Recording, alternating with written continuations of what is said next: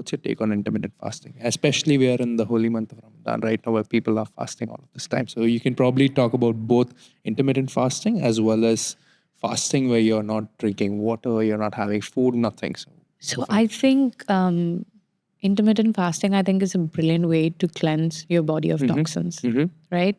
So when you go into when you cross a certain threshold, your body starts cleaning itself. You start cleaning your body of the different toxins that are there. I think it's a brilliant way if it's done right. Right. I think it's a very good thing to do. Okay. For example, women, we suggest that you don't fast over 14, 15 hours because that starts to cause hormonal issues for some people. Some people you can go over it and it's fine. So you need to find that bit that works for you. Right. That works right for you.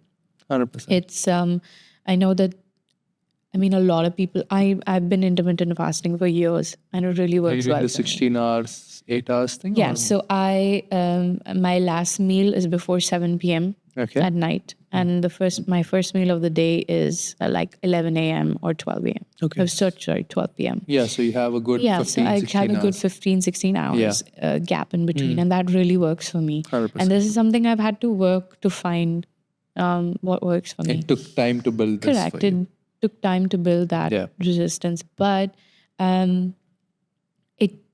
it's kept me really active as well.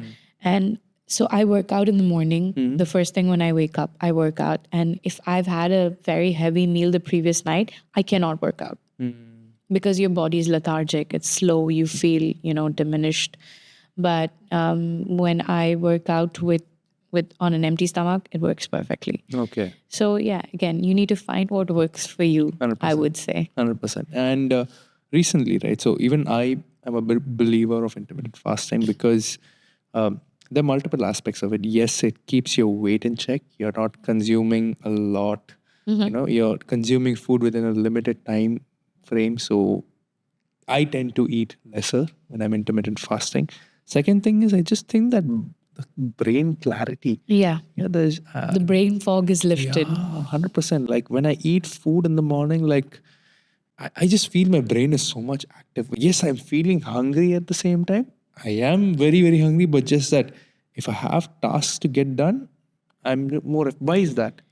Because the funny thing is your brain can function on two different types of food. I would say brain food. One is glucose and the other is ketones. Okay. Right? So when you fasted for a certain period of time, your body starts producing ketones. So you get ketones in your system. And ketones are a much better fuel for your brain. So brain functioning on ketones functions for longer, sharper, and which is why the ketogenic diet was designed for people with Alzheimer's, for people with Parkinson's. Okay. So they asked them to be on the ketogenic diet because it is a much better fuel for your brain, which is why you see your brain works better when you're functioning on ketones. And when you're functioning on glucose, you have that sugar spike and then you have the crash. You feel yourself getting hungry, you get irritated, you get those kind of things. That's because your brain is functioning on glucose.